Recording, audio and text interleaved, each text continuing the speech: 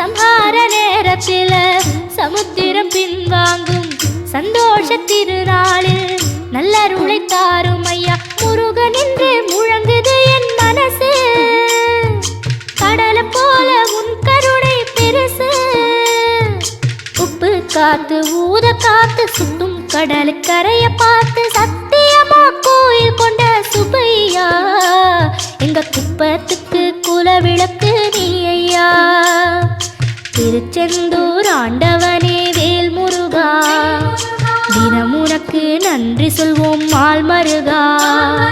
திருவடியில் தவம் இருப்போம் திருமுருகா. தீர்ப்பெழுதி